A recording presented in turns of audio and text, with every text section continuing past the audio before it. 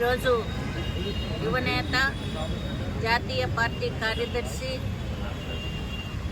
అదేవిధంగా భవిష్యత్ నాయకుడు అయిన లోకేష్ బాబు గారి పుట్టినరోజు సందర్భంగా ఈరోజు ఇక్కడ మేము చాలా చిన్న కార్యక్రమాన్ని చేసుకోవటం జరుగుతుంది. లోకేష్ బాబు మొట్టమొదటిగా పార్టీ వచ్చిన తర్వాత ఆయన ప్రధాన కార్యదర్శిగా ఉంటూ కార్యకర్తలందరికీ కూడా నిధులు ఏర్పాటు చేయాలన్న ఉద్దేశంతో మా కార్యకర్తలందరికీ కూడా యాక్సిడెంట్ అయితే 2 లక్షల రూపాయలు ఇచ్చే పథకాన్ని ఆయనే పెట్టడం జరిగిందని తెలియజేస్తున్నాను.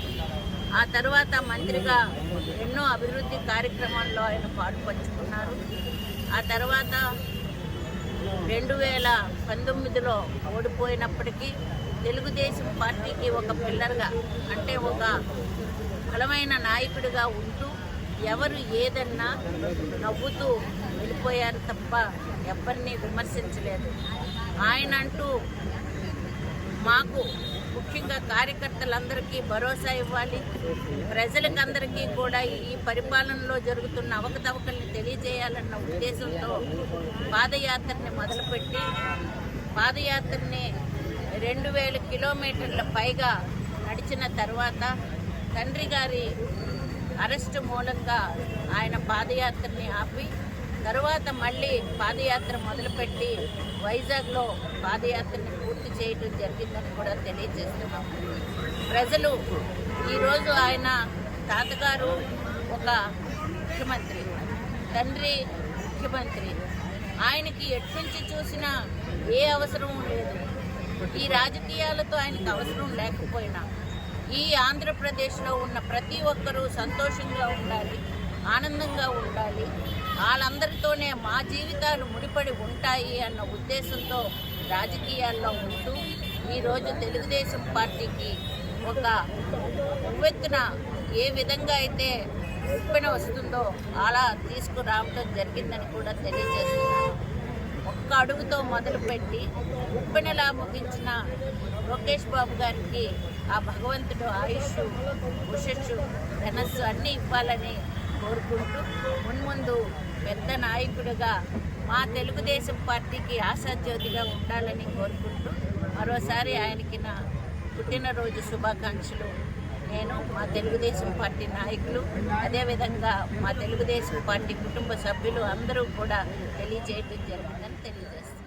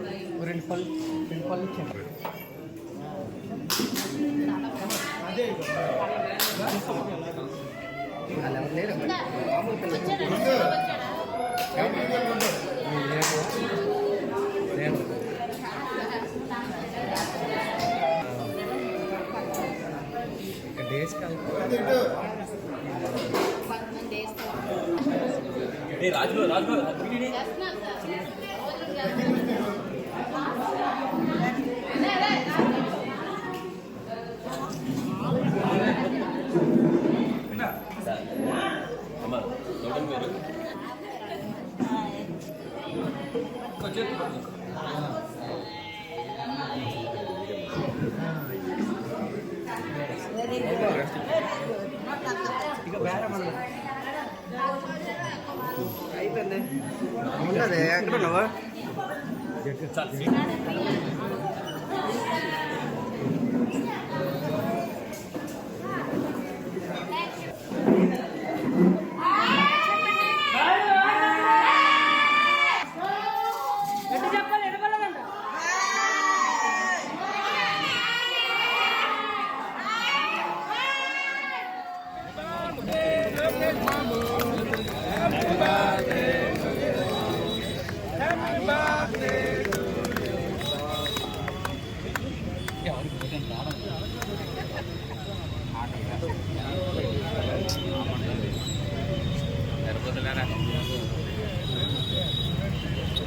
లోకేష్ బాబు గారి నాయకత్వం, లోకేష్ బాబు గారి నాయకత్వం, లోకేష్ బాబు గారి నాయకత్వం. జై లోకేష్, జై లోకేష్, జై లోకేష్, జై లోకేష్, జై బాబు, జై బాబు.